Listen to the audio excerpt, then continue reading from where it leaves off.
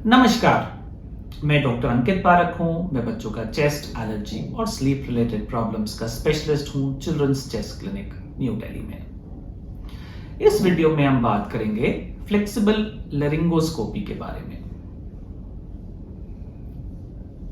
Flexible laryngoscope क्या होता है और फ्लेक्सिबल लैरिंगोस्कोपी की आवश्यकता हमें किन सिचुएशंस में बच्चों में पड़ती है।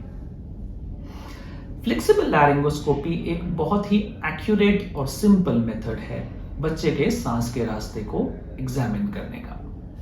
इसमें हम बच्चे की नाक के पीछे वाला एरिया, जिसको हम नेजोफैरिंक्स कहते हैं, बच्चे के थ्रोट के पीछे वाला एरिया जिसको हम ओरोफैरिंक्स कहते हैं, और बच्चों का वॉइस बॉक्स जिसको हम लैरिंक्स कहते हैं, इसको हम बहुत ही डिटेल में एग्जामिन कर सकते हैं।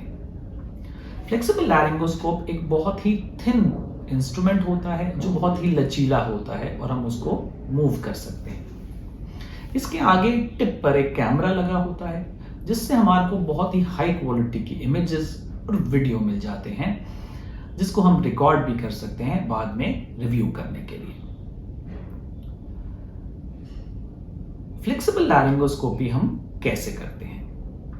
हम यूजुअली बच्चे के नोज में एक जेली लगा देते हैं जिससे बच्चे को एनेस्थीसिया आ जाता है और बच्चे को ये महसूस नहीं होता कि जब हम उसको लैरिंगोस्कोप अंदर नोज में ले जाते हैं। साथ ही में छोटे बच्चों में हम थोड़ा सा सेडेशन की मेडिसिन भी देते हैं जिससे कि बच्चे कंफर्टेबल हो जाते हैं और ये प्रोसीजर बहुत ही इजी हो जाता है। फ्लेक्सिबल लैरिंगोस्कोप को नोज से पास किया जाता है और हम साथ ही साथ नेजल एरियाज, साइनसेस की ओपनिंग्स को एग्जामिन करते हैं। थ्रोट के पीछे एडेनॉइड्स के एरिया को एग्जामिन किया जाता है देखने के लिए कि एडेनॉइड्स का साइज बढ़ा हुआ है या नहीं। जब हम थ्रोट में पहुंचते हैं तो हम टॉन्सिल्स का साइज देखते हैं, उस एरिया को चेक करते हैं कि वहां कोई और दिक्कत तो नहीं है, और फिर हम वॉइस बॉक्स के आसपास आ जाते हैं। वॉइस बॉक्स में एपिग्लॉटिस के नाम का कार्टिलेज होता है, बाकी अन्य कार्टिलेजेस भी होते हैं जिनको एग्जामिन किया जाता है। बच्चे की वोकल कॉर्ड्स को भी एग्जामिन किया जाता है कि वो सिमेट्रिकल हैं या नहीं और उनकी मूवमेंट्स ठीक है या नहीं। फ्लेक्सिबल लैरिंगोस्कोपी की आवश्यकता किन सिचुएशंस में होती है? सबसे कॉमन रीजन फ्लेक्सिबल लैरिंगोस्कोपी की रिक्वायरमेंट का नॉइजी ब्रीदिंग होता है। छोटे बच्चों के सांस के रास्ते से कई तरह की आवाजें आ सकती हैं। ये आवाज स्टर्टर या स्नोर की तरह हो सकती है, कुछ इस तरह, या तीखी आवाज हो सकती है जिसको हम स्ट्राइडर कहते हैं, कुछ इस तरह, या एक विस्लिंग सा साउंड हो सकता है जिसको हम वीजिंग कहते हैं।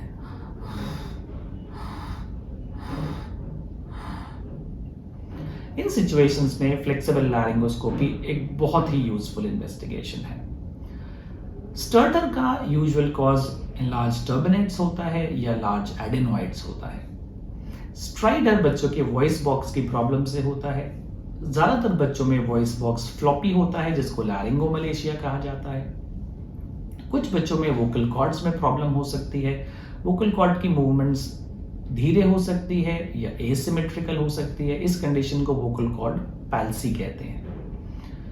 कुछ बच्चों में जो वॉइस बॉक्स के नीचे वाला एरिया है जिसको हम सबग्लॉटिस कहते हैं, वहां पर नैरोइंग होती है, सकड़ा हुआ होता है जिसको सबग्लॉटिक स्टेनोसिस कहते हैं, या वहां पर एक रक्त की कोशिकाओं का गुच्छा होता है जिसको हेमेंजियोमा कहा जाता है। इसके अलावा जिन बच्चों को स्लीप एपनिया की प्रॉब्लम होती है, स्पेशली जिन बच्चों को कॉम्प्लेक्स स्लीप एपनिया होता है, तो फ्लेक्सिबल लैरिंगोस्कोपी एक बहुत ही अच्छा मेथड है जो हमें ये बताता है कि स्लीप एपनिया किस लेवल पे है और उसका सही ट्रीटमेंट क्या है।